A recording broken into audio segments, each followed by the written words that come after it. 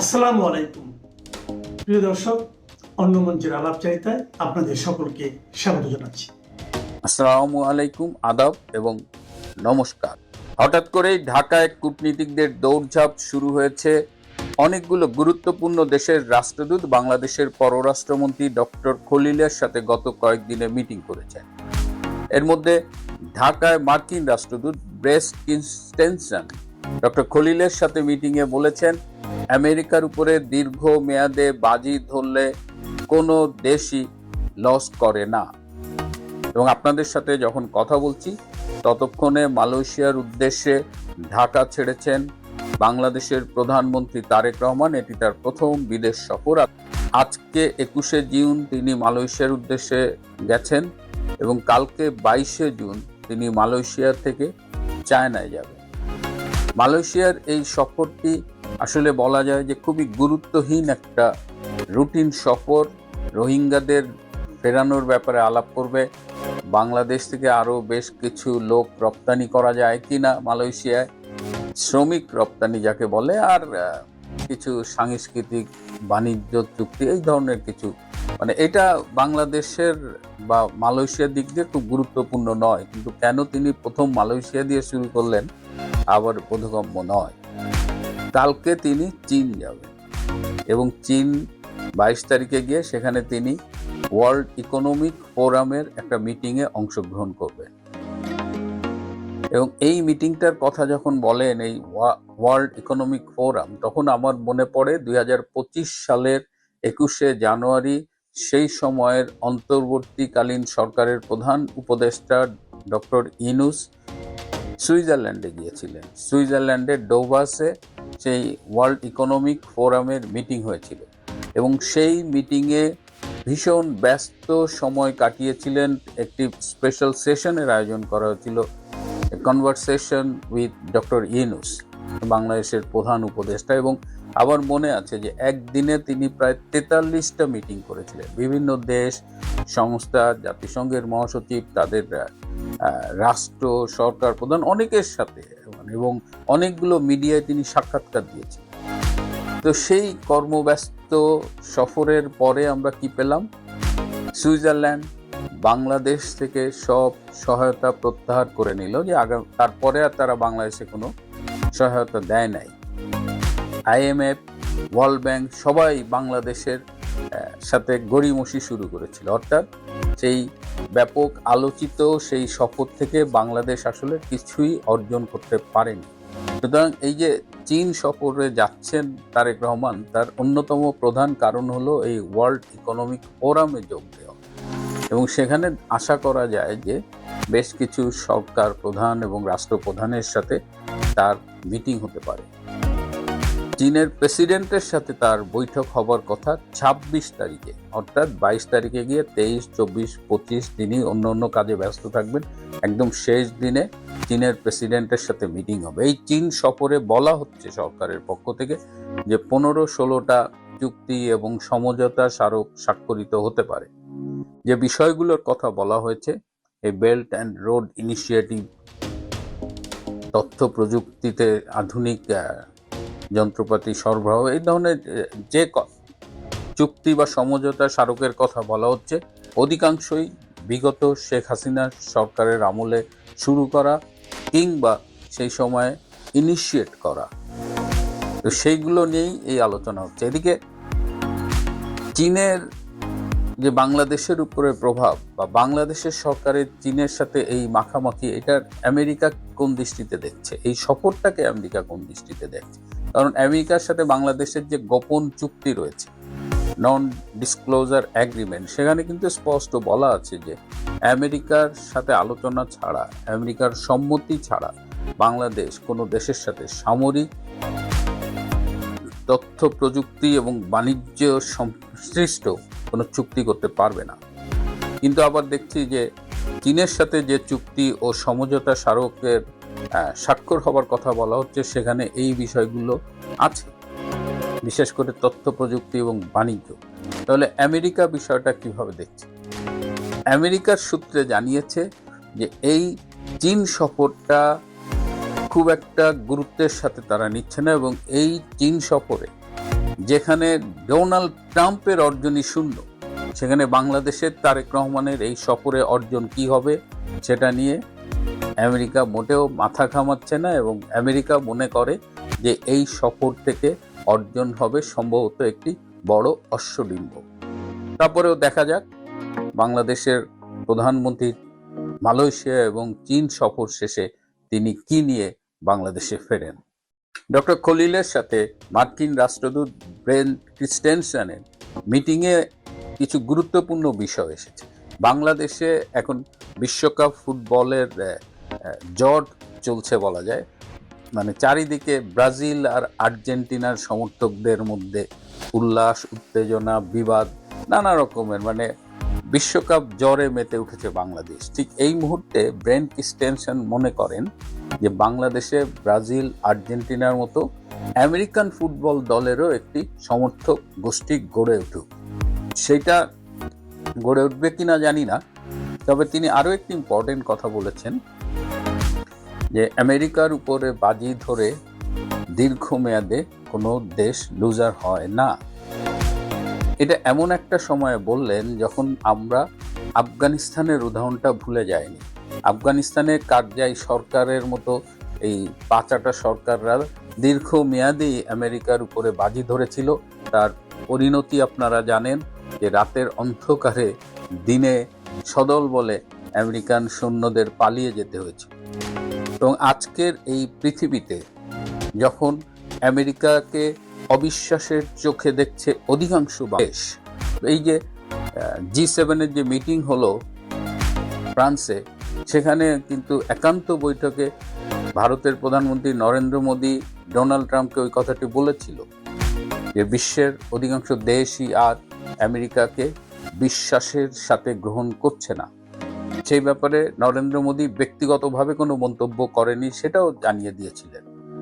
তো সেই অবস্থায় কি এমন বাজি আমেরিকার উপরে বাংলাদেশ ধরতে যাচ্ছে বা অলরেডি ধরেছে ইউনূস, তারেক, খলিলরা, যাতে বাংলাদেশ হারবে না, এই প্রসঙ্গ উঠছে।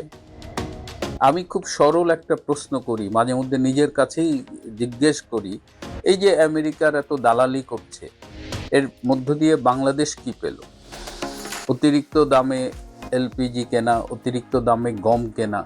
আজ পর্যন্ত আমেরিকার কোন কোন বিনিয়োগ বাংলাদেশে এসেছে গত প্রায় 2 বছরে? তো এখন কেন নরেন্দ্র মোদীর কথাটা বললাম? এই আপনাদের সামনে যখন কথা বলছি ঠিক এই মুহূর্তে আমেরিকার assistant secretary for south Asia এবং সেন্ট্রাল এশিয়া পল কাপুর ভারত সফর করছেন।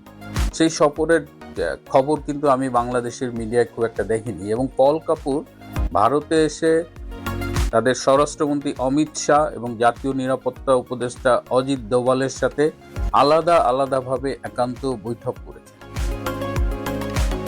ডোনাল্ড ট্রাম্প এবং নরেন্দ্র মোদীর মিটিংয়ের পরপরই এই পল কাপুরের বাংলাদেশে আসা, কিংবা তাদের সার্জিও গারের সাথে অমিত শাহের 3.5 ঘন্টার বৈঠক, এই সব কিছু কিন্তু পরস্পর সম্পর্কযুক্ত। এবং আমেরিকা যেহেতু তাদের আর দেশগুলো বিশ্বাস করছে না, সুতরাং সেই বিশ্বাসের জায়গাটা, সেই ভেঙে যাওয়া জায়গাটা মেরামত করবার জন্যই কিন্তু দেখেন সাথে সাথে তারা ভারতে ছুটে এসেছে, এবং ভারতের সাথে তারা এই গত বছরে নির্বাচিত হবার পর থেকে তাদের সাথে যে সম্পর্কের চড়াই উতরাই, সেটাকে তারা এখন ফিক্স করার চেষ্টা করছে। এবং এই ইন্দো প্যাসিফিক রিজিয়নের স্ট্যাবিলিটি বলেন, সাউথ এশিয়ার পলিটিক্স বলেন, বাংলাদেশের রাজনীতি বলেন, এই সবগুলো কিন্তু ভারত এবং আমেরিকার মধ্যে আলোচনার মাধ্যমে চূড়ান্ত হচ্ছে।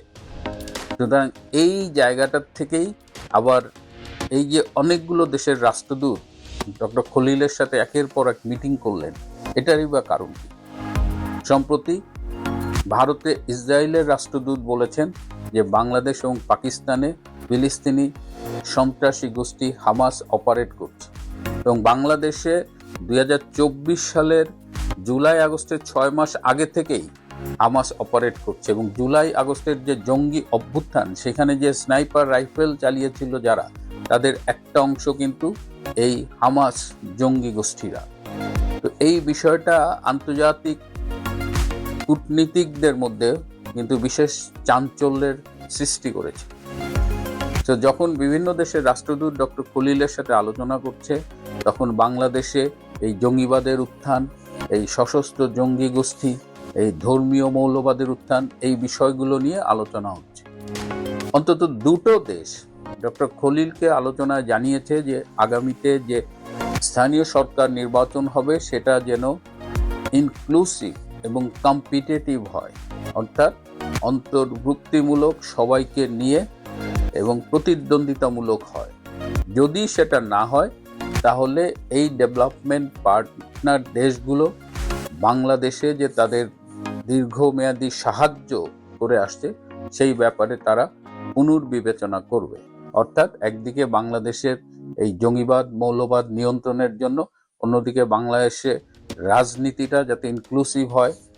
সরাসরি বলতে গেলে বলা যায় যে রাজনীতিতে আওয়ামী লীগের উপর যে কার্যক্রমের উপরে যে নিষেধাজ্ঞা সেটি প্রত্যাহারের জন্য এখন আন্তর্জাতিক চাপ বাড়ছে। প্রিয় বন্ধুরা, আজ এ পর্যন্ত। আপনি যে পার্টির নাম বললেন, কি যেন বজ্জাত পার্টি নাকি কি যেন পার্টি, কই থেকে কই ভুইফুর পার্টি তৈরি হয়ে আসে বানা যায়, ওটা আসলে নাম হবে বাংলাদেশের পাকিস্তানি বজ্জাত পার্টি। কিসের আজাদ পার্টি মাজাদ পার্টি, এই সমস্ত ফালতু সংগঠন, ভুইফুর সংগঠন বাংলাদেশে বর্তমানে যত কিছু ভুইফুর সংগঠন দেখতেছেন এই মুহূর্তে, সবগুলোই হচ্ছে জামাতের A team, B team, C team, D team. এমনকি জামাতের হইলো কোটটাই পরা টিম হইলো বিখোদ বিএনপি।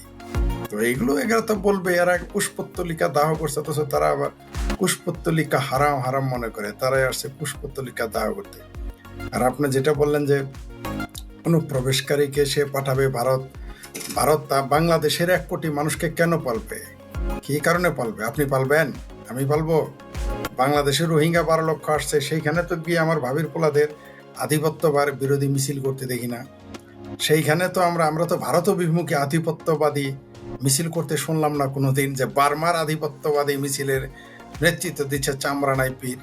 বরং আমরা উল্টা দেখেছি যে রোহিঙ্গাদের স্বাগত জানিয়েছে তখন আওয়ামী লীগ, বিএনপি, জাতীয় পার্টি, জামাত, হেফাজত, চামরানাই পীর, চামড়া সারা পীর, এমনকি আমার সাথের সংগঠন হলো গণজাগরণ মঞ্চ, আমরা সবাই ওয়েলকাম জানিয়েছি তখন। তো বাংলাদেশ কেন তার নিজের নাগরিক আনতে এত তালবাহানা করতেছে, যখন সেই দেশের যখন ভারতের স্বরাষ্ট্রমন্ত্রী বলতেছে যে তোমরা তোমাদের লোকজন ফেরত নাও, বরং আমাদের তো কপাল ভালো, এদের মাজায় দড়ি বাইতে এদের জেলখানায় ঢুকায় নাই, এদের স্বাভাবিকভাবে ফেরত দিতে চাচ্ছে। তাহলে এখন কেন এরকম এই বাটপাড়িটা করতেছে বাংলাদেশের জনগণ? মানে বাটপাড়ির একটা সীমা থাকার কথা। আপনি রোহিঙ্গাদের নিতেছেন, আপনি অন্য দেশের নাগরিক নিতেছেন, এমনকি এদের 1 লক্ষ পাসপোর্ট দিয়েছেন। আপনি 1 লক্ষ রোহিঙ্গার পাসপোর্ট দিয়েছে এই ইউনূস সরকার, যেটা এই সরকার রদ করেনি। আপনি ভিনদেশী নাগরিক, ভিন ভাষার নাগরিক, তাদের আপনি নাগরিকত্ব দিলেন, দেশে থাকতে দিলেন, কি লজিকে যে তারা মুসলমান। আর আপনার দেশের নাগরিক মুসলমান, তাদেরকে ফেরত দিবে ভারত, আপনি তাদের নিতে চান না। এটা তো একটা মহা বাটপাড়ি। মানে ইসলামের সাথে একটা বাটপাড়ি, মুসলমান নামের সাথে বাটপাড়ি, বাংলাদেশের সাথে বাটপাড়ি, আইনের সাথেও বাটপাড়ি, নিয়মের সাথেও বাটপাড়ি। আবার দেখি কোনো সাধু সন্ন্যাসী, তারপর চিঙ্কুপাম মিঙ্কুপাম আইন বিশারদ মানবাধিকার সংস্থার লোকেরা বলে যে এদের আইন মেনে, আন্তর্জাতিক আইন মেনে এদেরকে পাঠাতে হবে। এরা যখন গিয়েছিল কোন দেশের আইন মেনে গেছে? এরা যখন গিয়েছিল কোন আন্তর্জাতিক আইন মেনে গিয়েছিল? ভারতে কাজের বুয়া হিসেবে কাজ করতে, অথবা ভারতে দিনমজুরগিরি করতে। মানে বদমাইশি ভণ্ডামির একটা সীমা থাকা উচিত। প্রতি মুহূর্তে বলতেছে, এরা সাক্ষাৎকার দিতেছে, আমার বাড়ি খুলনা, তার বাড়ি চিটাগাং, অমুকের বাড়ি রাজশাহী, অমুকের বাড়ি ময়মনসিংহ, অমুকের বাড়ি জামালপুর, অমুকের বাড়ি কুমিল্লা, অমুকের বাড়ি কুষ্টিয়া থেকে চলে গেছে কেরালা। বলতেছে তারা আপনি তাদের নিতেছেন না। এটা কোন ধরনের বাটপাড়ি? এমনকি পত্রিকায় আসতেছে যারা সকালবেলা লেখেন এরা বাংলাদেশি, বিকেলে আবার লেখেন আহা মানবাধিকার নষ্ট হয়ে গেল। এগুলো তো ফাত্রামি, এই সমস্ত জাতীয় ফাত্রামি। আমি বললাম তো, আমি বারবার বলে আসছি যে আমাদের বাপ দাদা এবং বাংলাদেশের মুসলমানদের 14 গোষ্ঠীর কপাল ভালো যে ভারতের মতো একটা নিরীহ শক্তিশালী প্রতিবেশী পেয়েছি আমরা। তা না হলে বাংলাদেশের কপালে বহু আগে শনি, রবি, সোম, মঙ্গল একবার লেগে যেত। আমাদের ভাগ্য ভালো, মুসলমানদের, বাংলাদেশের মুসলমানদের ভাগ্য ভালো যে বার্মার মতো একটা স্টেট, মানে ভারত বার্মার মতো না, ভারত পাকিস্তানের মতো না, ভারত ইরানের মতো না, ভারত আফগানিস্তানের মতো না, তা না হলে এতক্ষণ আমাদের বাংলাদেশের অস্তিত্বই থাকতো না। আমি আবারও বলতেছি, আমাদের বাপদাদা 14 গোষ্ঠীর কপাল ভালো, বাংলাদেশের মুসলমানদের কপাল ভালো, যে এত তালবাহানা, এত খামসাখামসি করার পরে, এত চুলকানির পরেও ভারত আমাদের বিরুদ্ধে কোনো সামরিক পদক্ষেপ গ্রহণ করে না। আপনি জেনেছেন এই যে যারা এখানে মিটিং মিছিল, এরা কারা? এরা হলো পুরাই পাকিস্তানপন্থী। ও তো ব্যারিস্টার শাহরিয়ার তো জামাতের ল্যাংটা বড়ি বেচার ক্যানভাসার। আমাদের জামালপুরে একটা আছে, নাম হইল আর তাইজউদ্দিন। জামালপুর সারা জীবন দেখছি ল্যাংটা বড়ি বিক্রি করছে। ও এখন জামাতের ল্যাংটা বড়ি বিক্রি করার জন্য ওরে মাঠে নামাইছে এই জামাতি ক্যানভাসার ব্যারিস্টার শাহরিয়ার। বাবার জামাতি নেতা নাকি বলে জামাতি ক্যানভাসার। ও তো যাবেই, ও যাবে না কে যাবে? ওরা যাবে না তো কারা যাবে? এই কর্নেল হাসিনুরের মতো বদমাইশ বাটপার, ঠিক আছে, এ যাবে না কে যাবে? বরখাস্ত কিন্তু সে, এ যাবে না কে যাবে? কারণ এরা হচ্ছে মানে হৃদয়ে হলো পাকিস্তান আর মগজ হলো আফগানিস্তান। তো এরা ভারত অভিমুখী মিছিল করবে না, কার বিরুদ্ধে মিছিল করবে? কর্নেল হাসিনুর এবং ওই যে বরখাস্ত কর্নেল বদমাইশ কর্নেল হাসিনুর, এ পেয়ারা পাকিস্তানি, আর জামাতি ক্যানভাসার শাহরিয়ারের মায়ের ভাতারের কি যোগ্যতা আছে বার্মার অভিমুখে, বার্মার এম্বাসির অভিমুখে মিছিল করে? চাক না দেখে যায় না কেন? 14 লাখ তো পাঠাই দিছে, 1 লাখ পাসপোর্ট দিয়েছে। এটা নিয়ে তো কোনোদিন কথা বলতে শুনলাম না আমরা। মানে এদের যত কিছু সব ভারত, মানে ভারত হইলে এদের যত চুলকানি। কারণ আছে, কারণ 71-এর পরাজয়ের বেদনা তাহারা ভুলে যেতে পারে না। কি করবে আর? এই জন্যই তারা কখনো এম্বাসির দিকে, কখনো হাইকমিশনের দিকে, কখনো ভারত সীমান্তে। কিন্তু আমি যে আবারও বলি, কপাল ভালো যে ভারত হচ্ছে নিরীহ শক্তিশালী প্রতিবেশী।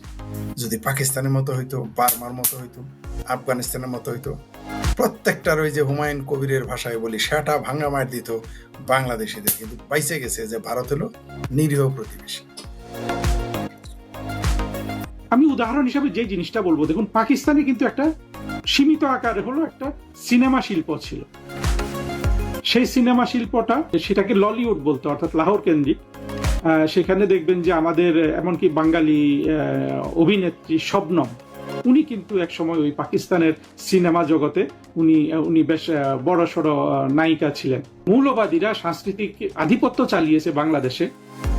আওয়ামী লীগের সরকারের আমলে চিন্তা করেন যে সবচেয়ে বেশি সাংস্কৃতিক প্রাধান্য কে পেয়েছে, মানে সাংস্কৃতিক ভাবে, অর্থাৎ প্রোডাক্ট তৈরি করেছে, বিক্রি করেছে, পয়সা কামিয়েছে কে? ফারুকী। ফারুকীর জন্ম বিস্তার সবকিছু হলো জিরো কালচারের একটা ছেলে।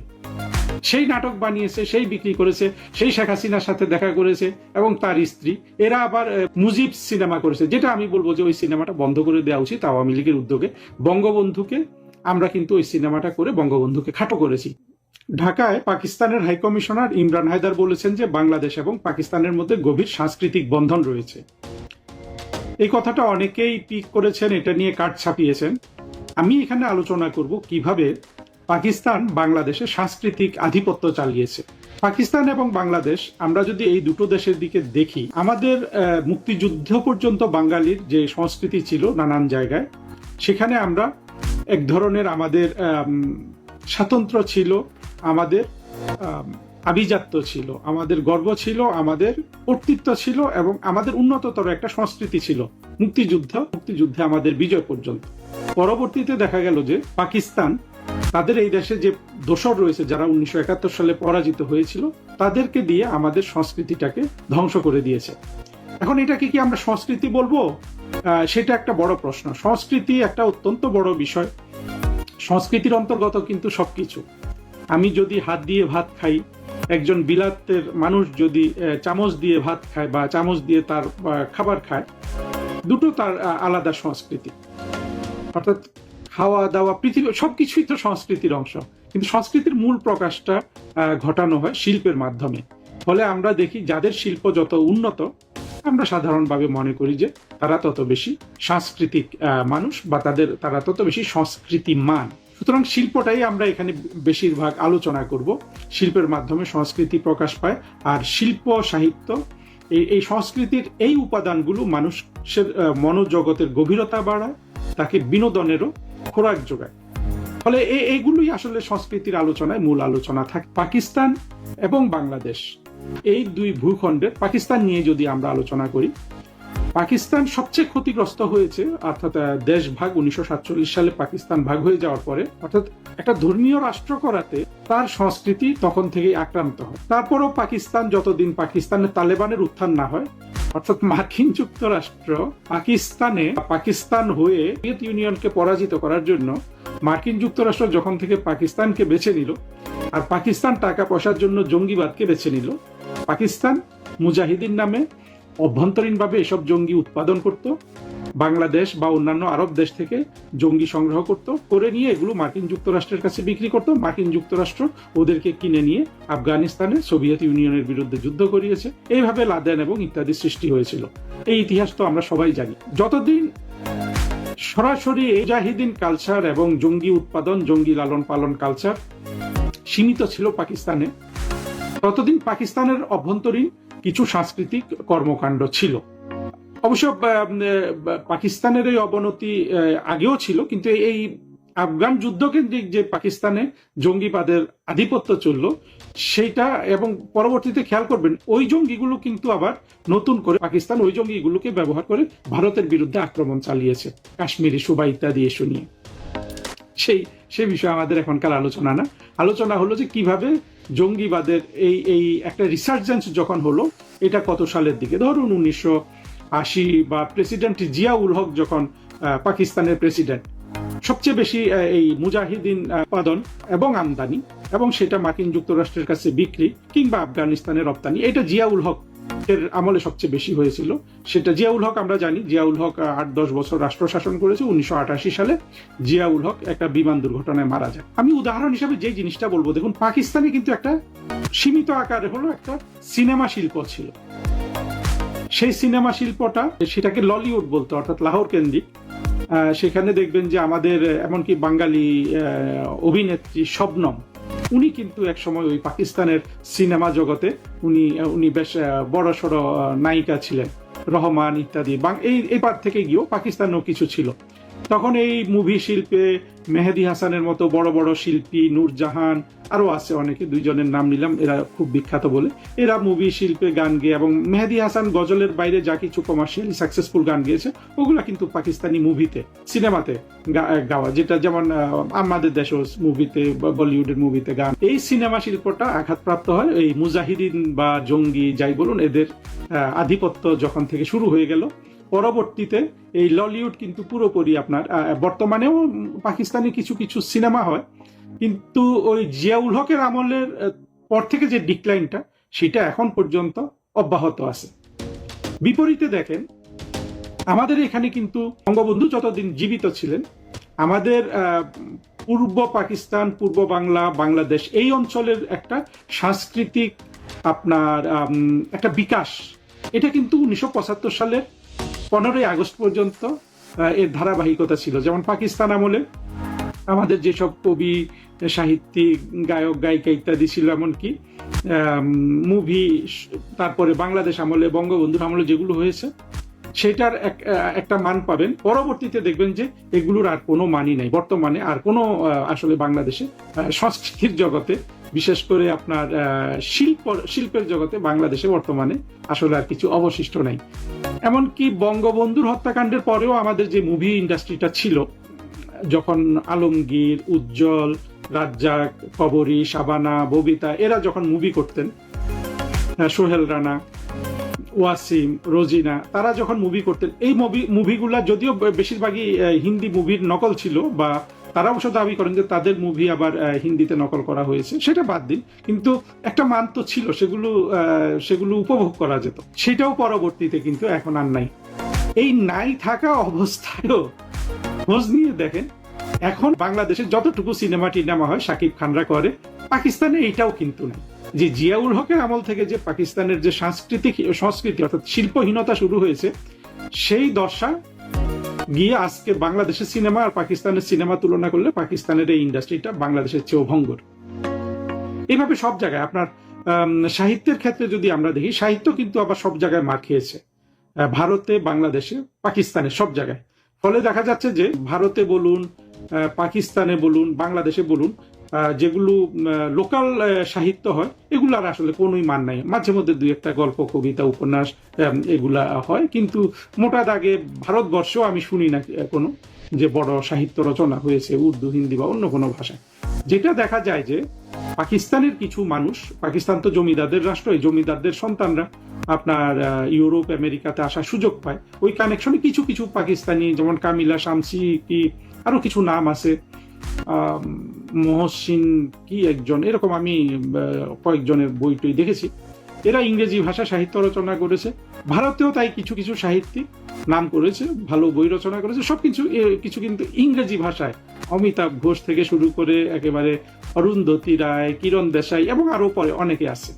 কিন্তু বাংলাদেশের আবার দুর্ভাগ্য হলো যে বাংলাদেশ আবার এই ধরনের ইংরেজি জানা কোনো লোকের জন্ম দিতে পারে নাই। ফলে বাংলাদেশ আর ওই হুমায়ুন আহমেদ কেন্দ্রিক সাহিত্য এবং তারপর হুমায়ুন আহমেদ মারা যাওয়ার পর এটা একেবারে শূন্য হয়ে গেছে পুরো বাজার। সাহিত্যের জিনিসটা আলাদা। কিন্তু অন্য ভারত যেটা করেছে, ভারত তার সাহিত্য অর্থাৎ সাহিত্যের উন্নতি করতে না পারলেও বোম্বাই কেন্দ্রিক যে তারা মুভি এবং মিউজিক ইন্ডাস্ট্রি করেছে, সেইটা তার অন্য জায়গায় যে দুর্বলতা আছে সেটা এক ধরনের কম্পেনসেশন হয়। কিন্তু পাকিস্তান আর বাংলাদেশে এই ব্যবস্থাটা নাই। এর পাশাপাশি পাকিস্তানের এই বাংলাদেশে যারা রয়ে গিয়েছিল রাজাকার এবং বর্তমানে যাদের প্রতিনিধি হলো আর জামাত, হেফাজত এবং বিএনপি। বিএনপিকে আলাদা রাখি, বিএনপিকে এখানে দোষ দেওয়া যাবে না, বিএনপির গল্পটা একটু পরে বলছি। বিশেষ করে জামাত, হেফাজত, এরা এমন সাংস্কৃতিক আধিপত্য চালিয়েছে বঙ্গবন্ধু হত্যাকাণ্ডের পরে, আমরা কিন্তু সেখান থেকে আর বাংলাদেশের সাংস্কৃতিক জগৎটাকে উদ্ধার করতে পারিনি। আমাদের নাটক ছিল, ইত্যাদি ছিল, কিন্তু সবকিছু কিন্তু ক্ষয়িষ্ণু। আমরা কিন্তু ওই জামাত হেফাজত দ্বারা আক্রান্ত। তার সবচেয়ে বড় উদাহরণ হলো শাবানা।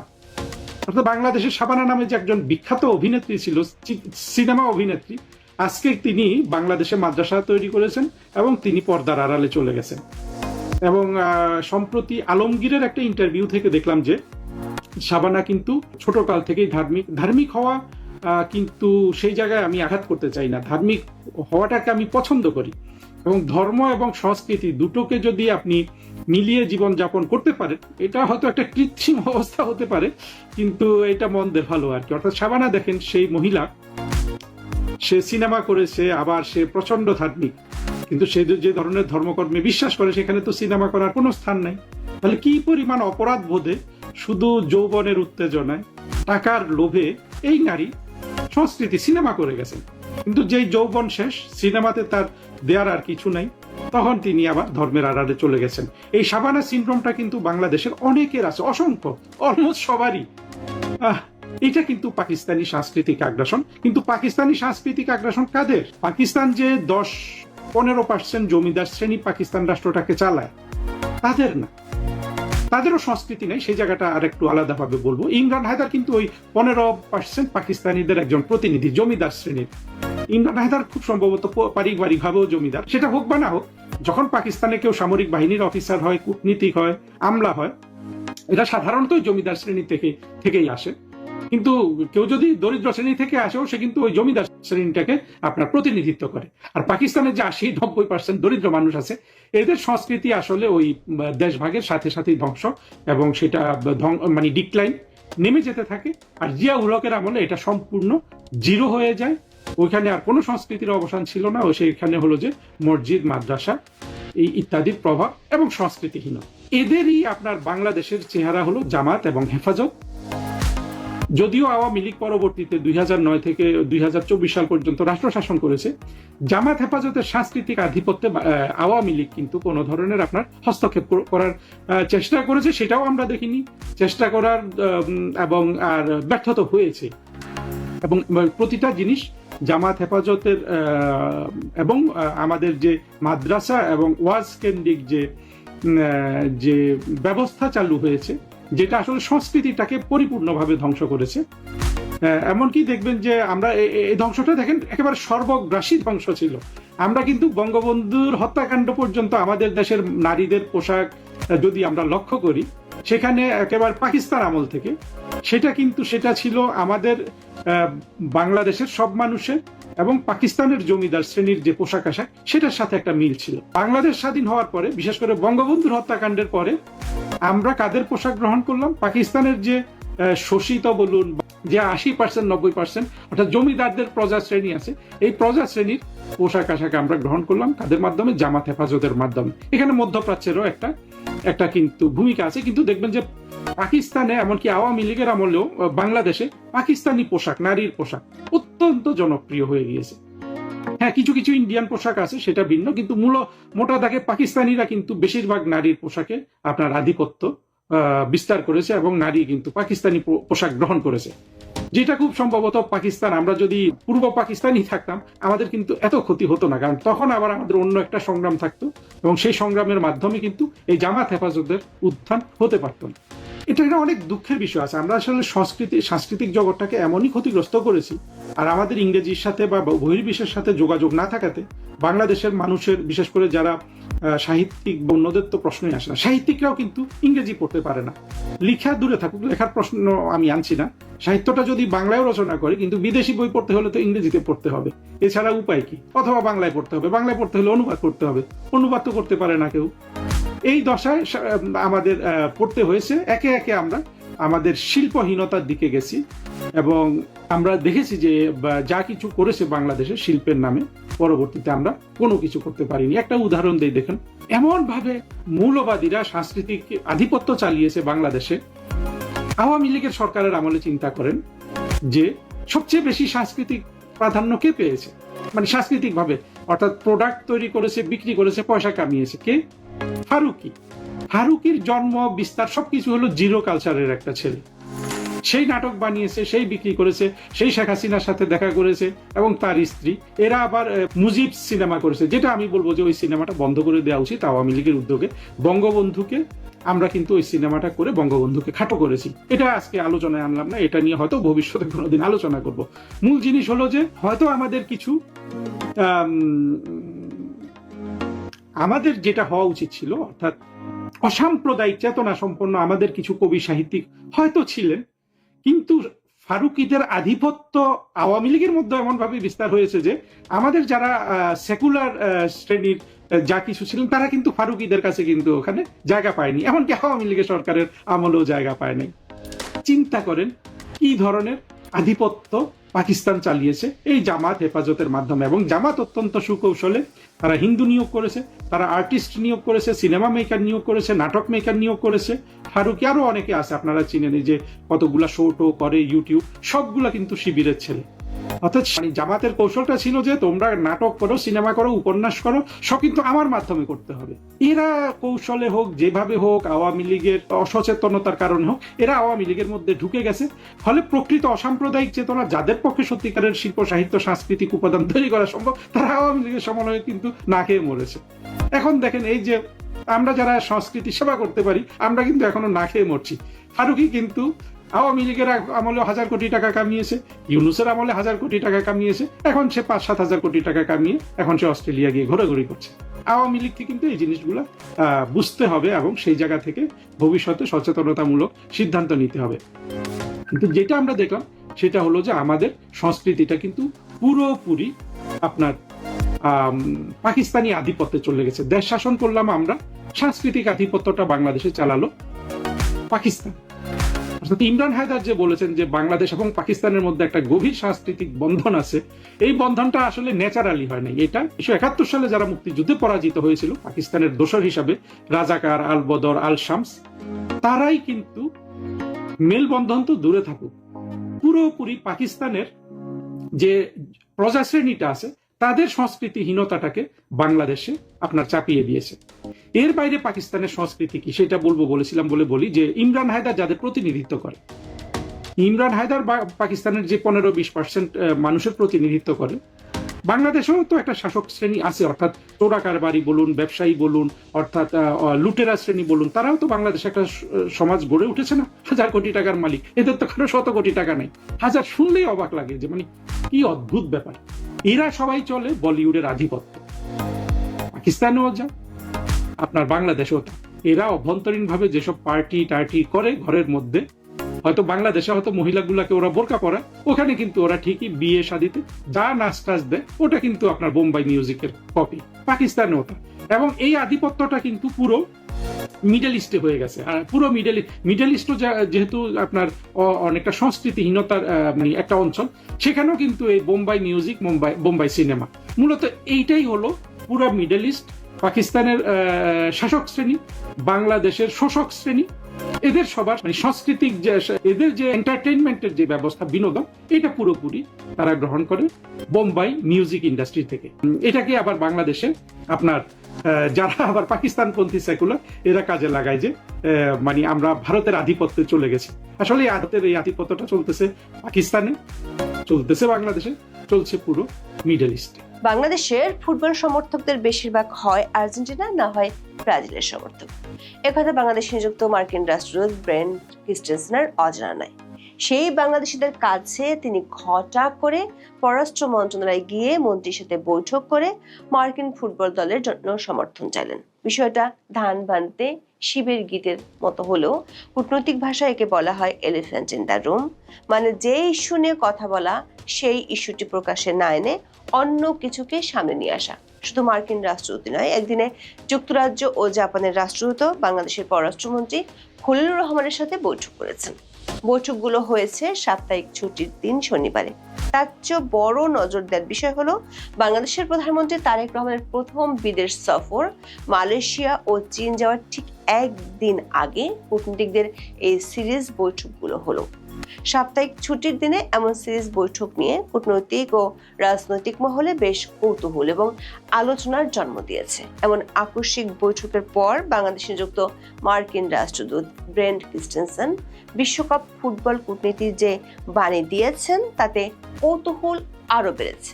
সংশ্লিষ্ট সূত্রগুলোর প্রশ্ন, শনিবার সাপ্তাহিক ছুটির দিনে বাংলাদেশে নিযুক্ত শক্তিধর দেশগুলোর কূটনীতিকদের এমন বৈঠক কি আকস্মিক, নাকি বাংলাদেশের প্রধানমন্ত্রীর চীন সফরকে ঘিরে, নাকি এমন কিছু সূত্র ধরে এই বৈঠকগুলো হয়েছে যেগুলো ঘটছে বাংলাদেশের বাইরে? একটি সূত্র বলছে তারেক রহমানের চীন সফরকে ঘিরে ন্যাটোর দেশগুলোর আপত্তি আছে। অন্য একটি কূটনৈতিক সূত্র বলছে ফ্রান্সে মোদি ট্রাম্পের বৈঠকের পরদিনই দিল্লিতে মার্কিন প্রেসিডেন্ট ট্রাম্পের দূত সার্জিও গোরের সাথে ভারতীয় স্বরাষ্ট্রমন্ত্রী অমিত শাহের একটি বৈঠক হয়েছে। মোদি জামানায় অমিত শাহের সাথে বিদেশি কোনো কূটনীতিকের এমন বৈঠক একেবারে দুর্লভ ঘটনা। আর ওই বৈঠকের মূল আলোচ্য সূচি ছিল দক্ষিণ এশিয়াতে সন্ত্রাসবাদ। আবার মার্কিন দক্ষিণ ও মধ্য এশিয়া বিষয়ক সহকারী পররাষ্ট্রমন্ত্রী পল কাপুর এখন দিল্লিতে আছেন। তার ঠিক একদিন আগে এনটিভিকে দেওয়া সাক্ষাৎকারে ভারতে নিযুক্ত ইসরায়েলি রাষ্ট্রদূত অভিযোগ করেছেন পাকিস্তান ও বাংলাদেশে হামাস কাজ করছে। ফলে চীন সফর নিয়ে ন্যাটোর আপত্তি, নাকি দক্ষিণ এশিয়াতে সন্ত্রাসবাদ নিয়ে ইসরায়েল, মার্কিন যুক্তরাষ্ট্র এবং ভারতের মাথা ব্যথা, কোনটি নিয়ে বিদেশি কূটনীতিকরা বেশ দৌড়ঝাঁপ শুরু করেছেন, সেই আলোচনা চলছে কূটনৈতিক ও রাজনৈতিক পাড়ায়। 17 ফেব্রুয়ারি ক্ষমতা নেওয়ার পর বাংলাদেশের প্রধানমন্ত্রী তারেক রহমান কোন দেশে প্রথম বিদেশ সফরে যাচ্ছেন তা নিয়ে সংবাদ মাধ্যমে অনেক খবর প্রকাশিত হয়েছে, নানা মহলে হয়েছে নানান আলোচনা। বাংলাদেশের পররাষ্ট্রমন্ত্রী খলিলুর রহমান প্রথম বিদেশ সফর করেছিলেন ভারতে। তখন ধারণা করা হয়েছিল তারেক রহমান হয়তো ভারতেই যাবেন। এরপর বিভিন্ন সংবাদ মাধ্যমের খবরে বলা হয়েছে আঞ্চলিক দুই শক্তিধর দেশ ভারত ও চীনকে পাশ কাটাতে মধ্যপ্রাচ্যের কোনো দেশ, এমনকি বাংলাদেশকে প্রথম স্বীকৃতি দানকারী দেশ হিসেবে ভুটানেও যেতে পারেন। শেষ পর্যন্ত তারেক রহমান তার প্রথম বিদেশ সফরে মালয়েশিয়া যাচ্ছেন। সেখান থেকে তিনি যাবেন চীনে। 20 জুন পররাষ্ট্র মন্ত্রণালয়ে আয়োজিত সংবাদ সম্মেলন জানানো হয় মালয়েশিয়ার প্রধানমন্ত্রী আনোয়ার ইব্রাহিমের আমন্ত্রণে প্রধানমন্ত্রী তারেক রহমান রোববার বিকেলে কুয়ালালামপুরের উদ্দেশ্যে ঢাকা ছাড়বেন। এরপর সোমবার বিকেলে তিনি চীনের প্রধানমন্ত্রী লি চিয়াং এর আমন্ত্রণে চীন সফরে যাবেন। তবে এই সফরের মূল আলোচনার কেন্দ্র হলো চীন। বাংলাদেশ ও চীনের মধ্যে 13টি সমঝোতা স্মারক বা এমওইউ, 2টি চুক্তি, একটি অ্যাকশন প্ল্যান, একটি প্রোটোকল সহ মোট 15 থেকে 17টি দ্বিপক্ষীয় চুক্তি সই হওয়ার কথা রয়েছে। একই সঙ্গে বহুল আলোচিত তিস্তা প্রকল্প নিয়েও আলোচনা হবে বলে জানিয়েছেন পররাষ্ট্র সচিব আসাদ আলম সিয়াম। পররাষ্ট্র সচিব দাবি করেছেন এই সফরকে বাংলাদেশের অর্থনৈতিক অংশীদারিত্ব জোরদার, বিদেশি বিনিয়োগ আকর্ষণ এবং আঞ্চলিক সংযোগ বৃদ্ধি করার লক্ষ্যে একটি গুরুত্বপূর্ণ কূটনৈতিক উদ্যোগ হিসেবে দেখা হচ্ছে। আগামী 25 জুন তারেক রহমান চীনের প্রধানমন্ত্রী লি চিয়াং এর সঙ্গে দ্বিপক্ষীয় বৈঠক করবেন। এছাড়া 26 জুন তিনি চীনের প্রেসিডেন্ট শি জিনপিং এর সঙ্গে সাক্ষাৎ করবেন। বাংলাদেশের রাজনীতিতে যুক্তরাষ্ট্র, ভারত ও চীনের প্রভাব নিয়ে বেশ আলোচনা আছে। বলা যায় এসব আলোচনা একেবারেই ওপেন সিক্রেট। তারেক রহমান চীন সফরে যাচ্ছেন, তাহলে ভারত সফরে কবে যাবেন, এমন প্রশ্ন সাংবাদিকরা করেছিলেন তারেক রহমানের পররাষ্ট্র বিষয়ক উপদেষ্টা হুমায়ুন কবিরকে। তিনি জানিয়েছেন, অনুকূল পরিবেশের পাশাপাশি প্রয়োজন হলে ভারত সফরে যাবেন প্রধানমন্ত্রী তারেক রহমান। তার এই মন্তব্যের পর প্রশ্ন উঠেছে, বাংলাদেশ সরকার কি মনে করছে এই মুহূর্তে তারেক রহমানের ভারত সফরের যাওয়ার মতো অনুকূল পরিবেশ নেই? নির্বাচনে জেতার পর থেকে তারেক রহমানের সরকারের সাথে ভারত সরকারের বেশ ভালো সম্পর্ক দেখা গিয়েছিল। সীমান্তে পুশিন উত্তেজনা এবং সবশেষ তারেক রহমানের আরেক উপদেষ্টা জাহিদুর রহমানের দিল্লি বিমানবন্দর থেকে ফেরত আসার ঘটনার পর থেকে সেই সম্পর্ক কি ধীরে ধীরে ইনুস আমলের মতো হয়ে যাচ্ছে কিনা সেই আলোচনাও হচ্ছে এখন। তারেক রহমানের উপদেষ্টা হুমায়ুন কবির আরো বলেছেন, বাংলাদেশ এখন থেকে বিদেশ সফরের সিদ্ধান্ত নিজস্বভাবে নেবে।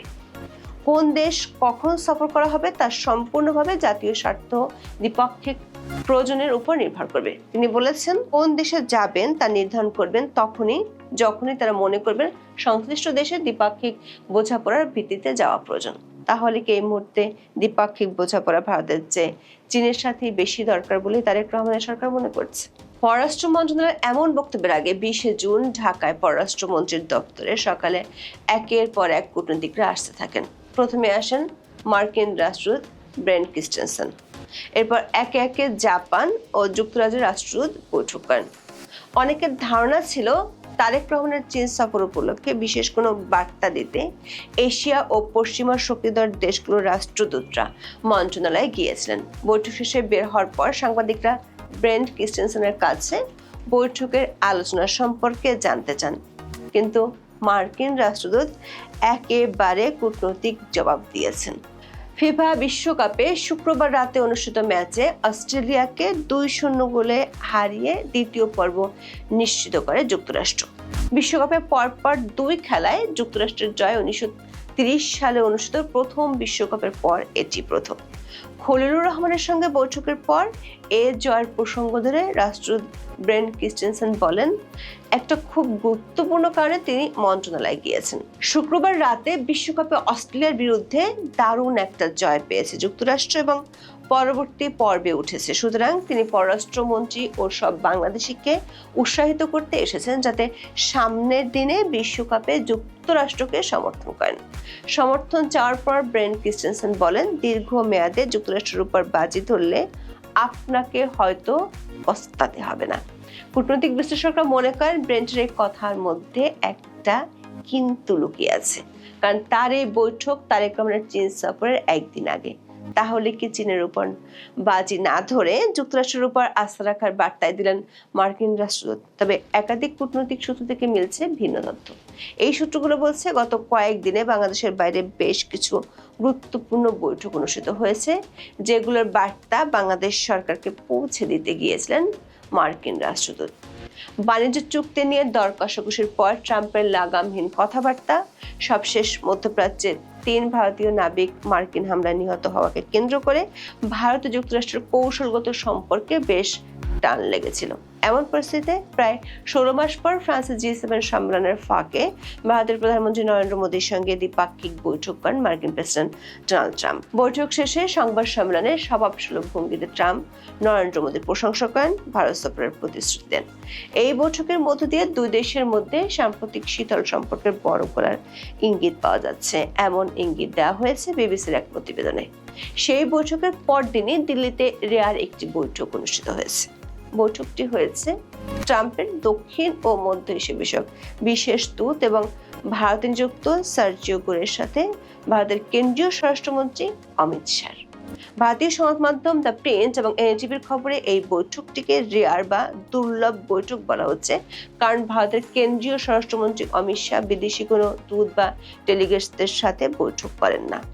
দুটো সংবাদ মাধ্যমের খবরে বলা হয়েছে, খুব দরকার না পড়লে অমিত শাহ বিদেশি দূতদের সাথে বৈঠক করেন না। সার্জিও গোর এতদিন দিল্লিতে থাকলেও তার সাথে অমিত শাহর বৈঠক হয়নি, কিন্তু ট্রাম্প মোদি বৈঠকের পরদিনই কেন সে বৈঠক হলো এমন প্রশ্ন উঠেছে।